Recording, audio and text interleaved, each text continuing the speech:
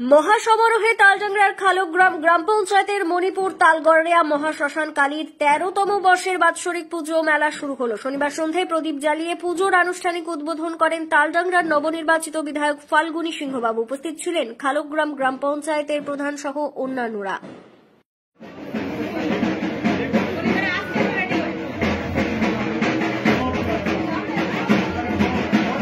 এদিন এই পূজানুষ্ঠানকে ঘিরে এলাকার মানুষের মধ্যে ব্যাপক উৎসাহ উদ্দীপনা লক্ষ্য করা গেছে। একই সঙ্গে আদিবাসী নৃত্য উপস্থিত সকলের মন জয় করে।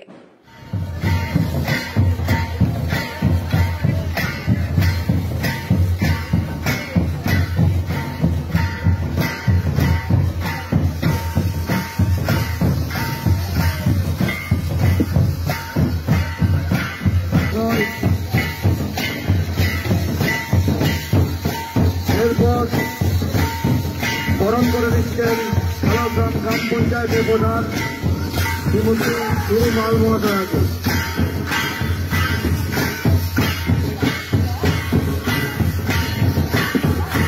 পুষ্পস্তবক ও উত্তরের বরণ করে দিচ্ছেন।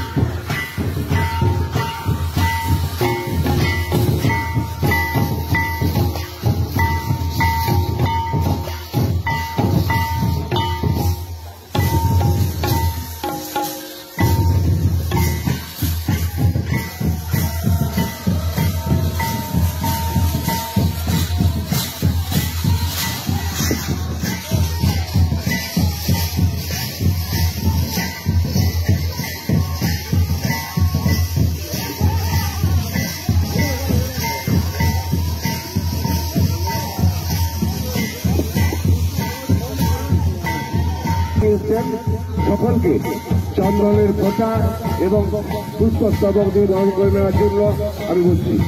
উদ্বোধনী অনুষ্ঠানে বক্তব্য রাখতে গিয়ে বিধায়ক ফাল্গুনী সিংহবাবু বলেন, মায়ের পুজোকে অবলম্বন করে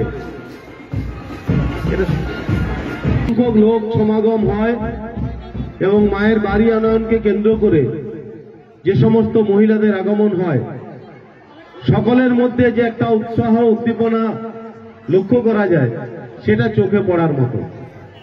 সর্বোপরি একটা জিনিস, আমার যতটুকু জ্ঞান তাতে আমি জানি যে মা কালীর আরাধনা একদমই বৈদিক মত অনুসারে, অর্থাৎ আমরা যদি ভাষার ইতিহাস ধরি তাহলে একদমই আর্য সম্প্রদায়ভুক্ত মানুষজনের আরাধ্য দেবী হচ্ছেন মা কালী।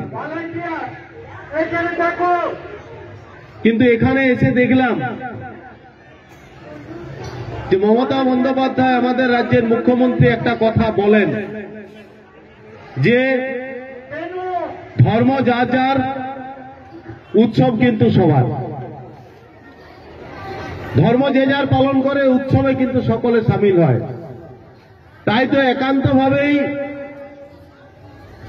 বৈদিক সংস্কৃতির সাথে যুক্ত মা কালীর আরাধনায় অস্ট্রিক ভাষা গোষ্ঠীর মানুষ,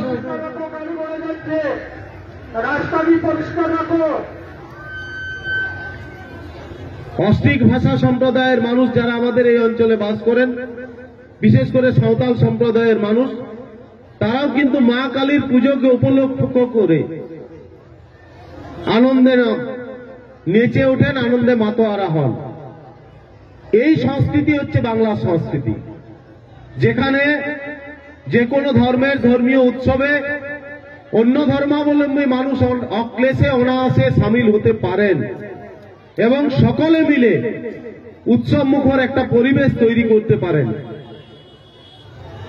আমি জানি না এই সংস্কৃতি বাংলা কতদিন ধরে রাখতে পারবে, কিন্তু চিরাচরিত কাল থেকে বাংলায় কিন্তু এই সংস্কৃতির প্রচার প্রসার এবং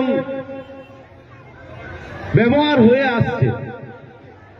আমি দেখছিলাম কিভাবে আদিবাসী দিদিদের সাথে অআদিবাসী দিদিরা কত সুন্দর নাচের তালে নাচ করছিলেন। এটা সংস্কৃতিগত মেলবন্ধন না থাকলে হয় না।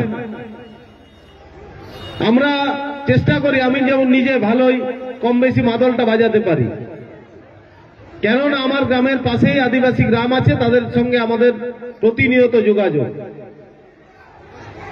আপনাদের এলাকার নতুন বিধায়ক হিসাবে আমি চাইব যে আমার এই বিধানসভা ক্ষেত্রের প্রত্যেকটি গ্রামে, প্রত্যেকটি পাড়ায়, প্রত্যেকটি এলাকায় যেন এই সংস্কৃতি বজায় থাকে।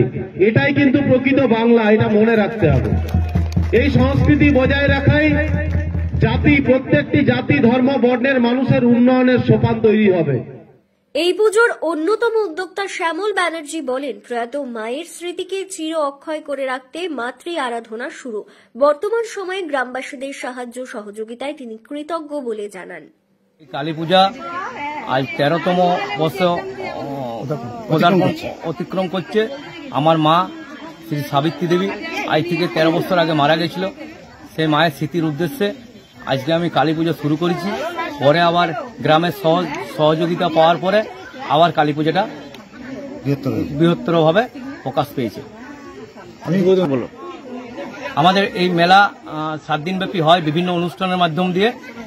আমাদের কীর্তন, বাউল, অর্কেস্ট্রার কি যাত্রা সব রকম মিলিয়ে 7 দিন ধরে আমাদের অনুষ্ঠান হয়। আপনারা সবাই আসুন, মেলা উপভোগ করুন, আমাদের কালী মায়ের কাছকে আসুন, এই কামনা করি। পুজো মেলা কমিটির সদস্য সুজিত ভট্টাচার্য বলেন, 13 বছর আগে এই তালগোড়া মহাশ্মশান কালী পূজা